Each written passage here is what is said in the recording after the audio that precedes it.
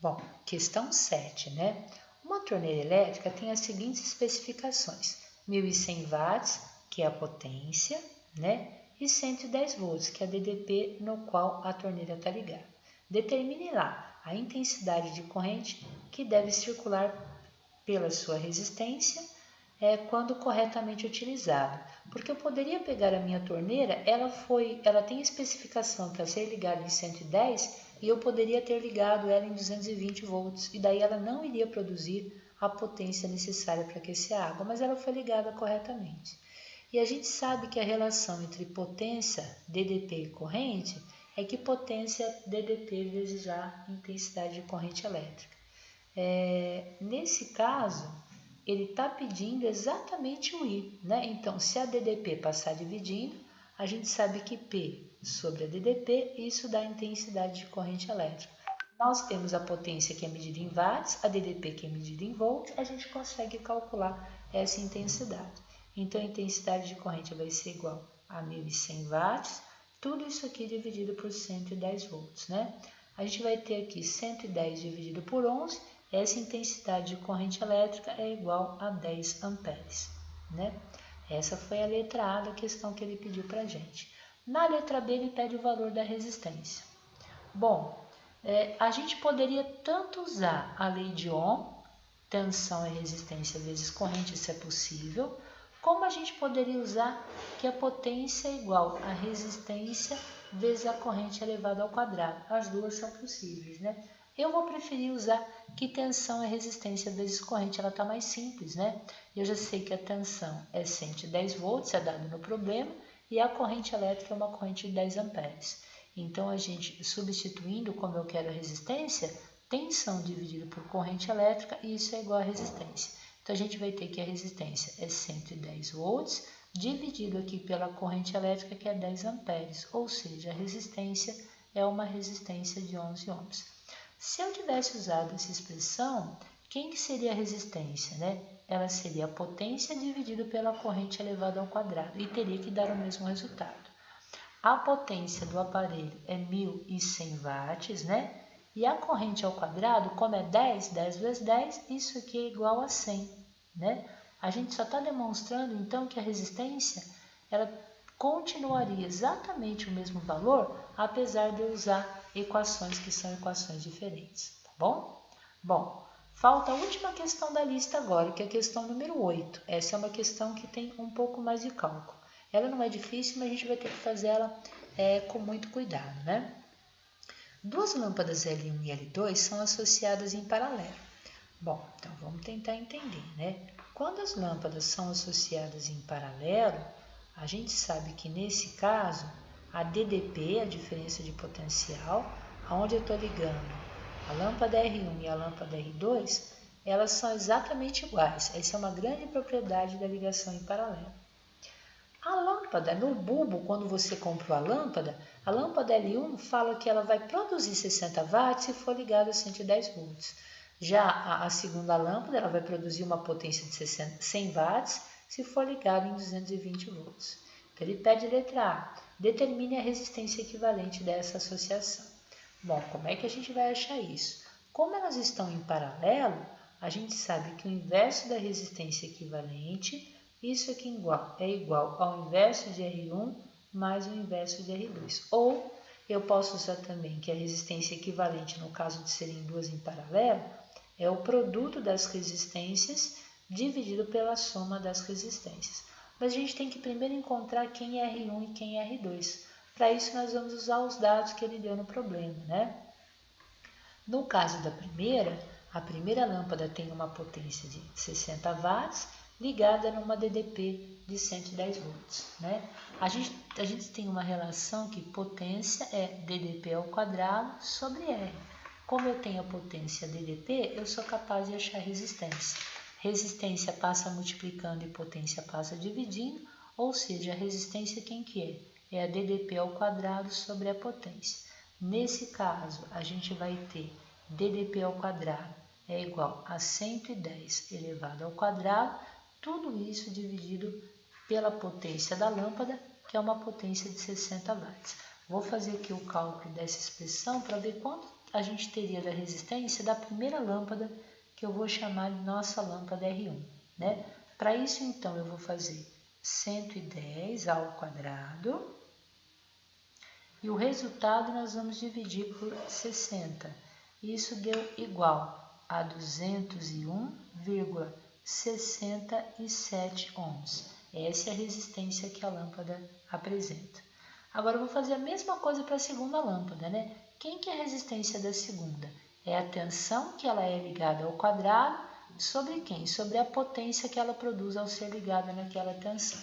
Só recordando, né? A lâmpada 2, ela tem a seguinte inscrição: para 100 watts, ela está ligada numa DDP de 220 volts. Então, nós vamos ter que 220 ao quadrado, tudo isso aqui dividido por 100, né? A gente tem, então, que 220 vezes 220, isso é igual a 48.400 dividido por 100, isso aqui vai ser igual a 484 ohms. Então, nós encontramos tanto R1 quanto R2. Para resolver a letra A, então, nós podemos falar que a resistência é equivalente ao produto de R1 vezes R2 sobre a soma de R1 mais R2, ou seja, a resistência equivalente vai ser igual a 201,67 vezes 484, tudo isso dividido por 201,67 mais 484, né? Vamos ver a resposta disso, né? A gente sabe que 201,67 vezes 484 vai ser igual a 97.608,28. E a gente vai dividir tudo isso por 201,67 mais 484, que é igual a 685,67. Então, vamos ver qual que é o resultado da nossa resistência equivalente, né? Isso vai ser igual a 97.608,28 dividido por 685,67. Isso aqui é igual a 142,35 ohms. Então, a gente conseguiu resolver a letra A do nosso problema, né? Agora, vamos dar uma olhadinha na letra B. O que ele fala na letra B, né? A letra B é uma letra muito interessante, ó. Ele fala o seguinte: se essa associação fosse ligada a uma tomada de 220, o que ia acontecer com as lâmpadas? E se ela fosse ligada numa tomada de 110? Justifique sua resposta calculando a corrente que atravessa as lâmpadas em cada caso. O que seria interessante é a gente perceber que a corrente em condições normais de funcionamento tem um certo valor. Então, se eu ligar essa lâmpada em 110 e essa em 220, vai ter a corrente normal de funcionamento. Só que ao ligar em paralelo, numa DDP de 110, as duas vão estar sendo ligadas em 110. Então, essa primeira lâmpada vai funcionar normalmente, mas essa aqui não. Então, eu quero saber o que vai acontecer com ela. E ao ligar em 220, a segunda lâmpada vai funcionar normalmente, mas a primeira não. Então, o que vai acontecer quando eu ligar com 220 com a primeira lâmpada, né? Então, para isso, a gente vai calcular qual é a corrente de funcionamento normal. Normal é quando ela está ligada na especificação que vem no bulbo, né? Então, a lâmpada L1, eu posso falar que a potência é a DDP vezes a corrente, então corrente é a potência sobre DDP. Estou vendo as condições normais. Na lâmpada L1, a potência dela é 60 watts, tudo isso dividido por 110, né? No caso da corrente 2, é a potência dividido pela DDP dela. A potência que vem escrita no bulbo é de 100 watts e a tensão é uma tensão de 220 volts. Vamos fazer essas divisões e aí a gente vai encontrar quais são as correntes normais, de funcionamento normal.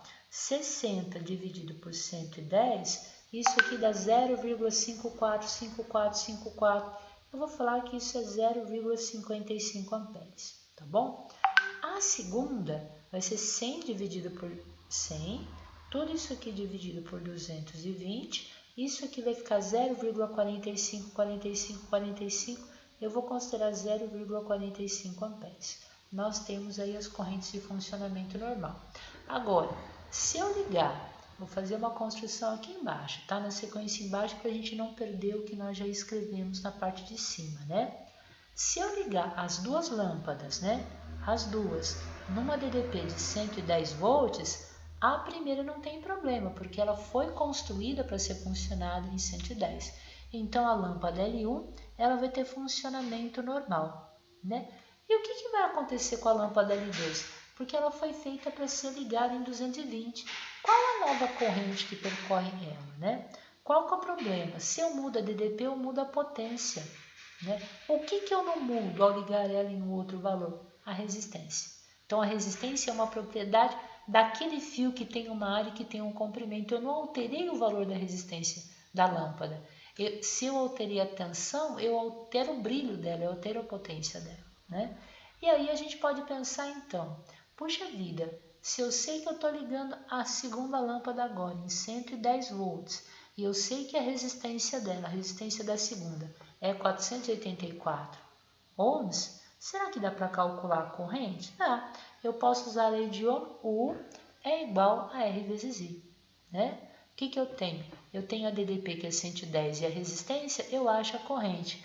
Essa corrente vai ser igual a U sobre R, ou seja, 110 dividido por 484.